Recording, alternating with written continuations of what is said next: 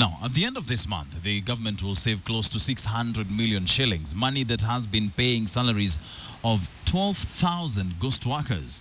This figure is, however, just a conservative estimate, since the results are based on preliminary findings from the biometric registration of civil servants by the Ministry of Devolution. And as KTN'S Edith Kimani now reports, the complete results could mean an even bigger save for Treasury.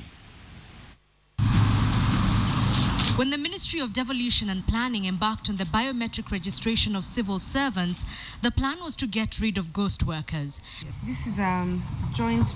And rid ghost workers it has. 160,012 employees stand up for the capturing exercise with their supporting documentation, including identification documents, appointment letters, and education certificates out of the expected 172,522.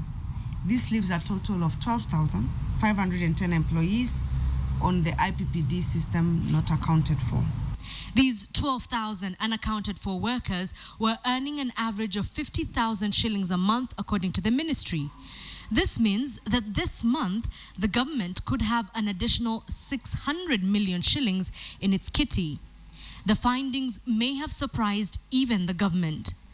The government could be losing as much as 1.8 billion shillings annually through payment of salaries to ghost workers, the president said in a statement in January.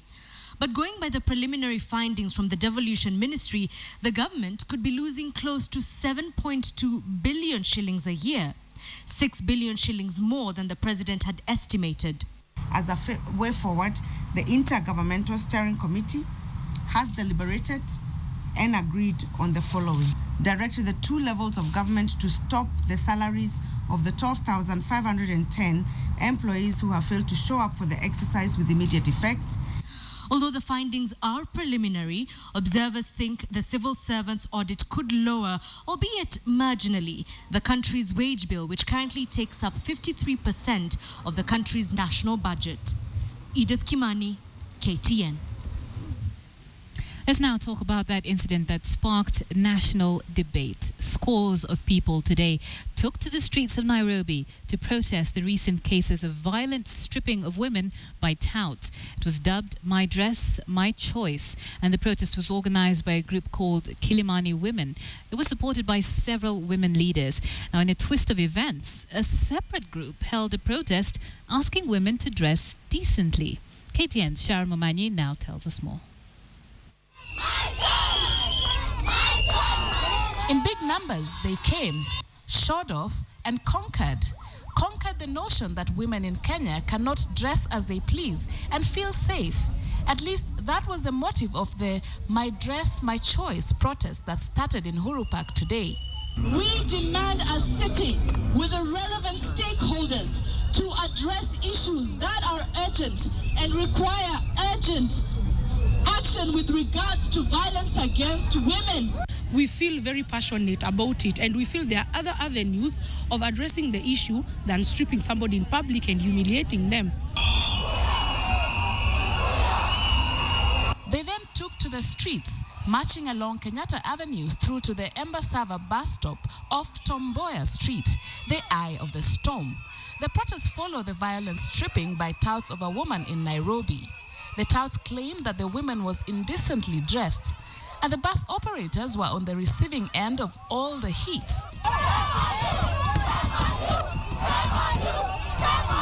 A similar incident is reported to have recently occurred in Mombasa. With the screams and chants, the message of the scores of protesters here today was very clear that no woman should be disrespected regardless of what they wear. Really, I don't think if it was your daughter who you think is dressed indecently, you would allow a crowd, a mob, to literally strip her and assault, because she was assaulted. They were assaulted, both of them. Women MPs would then join the mammoth protest that headed to the Inspector General's office. Here, the leaders demanded for the safety of women. If the government or the office cannot deal with these men or any lawbreaker who is involving himself in gender-based violence, will deal with them as women of this nation. They then headed to the Supreme Court, and just outside, events changed for the dramatic. A different group was simultaneously conducting a protest, telling women to vaa nguo. The two groups of protesters would then go head-to-head. In a statement to newsrooms, National Assembly Speaker Justin Muturi condemned the stripping incidents, urging affected persons to report to the police or even petition the National Assembly to act on the matter. Cases of public stripping of women due to their dressing are not new in Kenya. The question that now remains unanswered is how far today's protest will go in ending such acts. Also, does it mean that there are no restrictions on how not just women but all people can dress publicly? And should there be, who holds the controls? Sharma Manyi, KTN.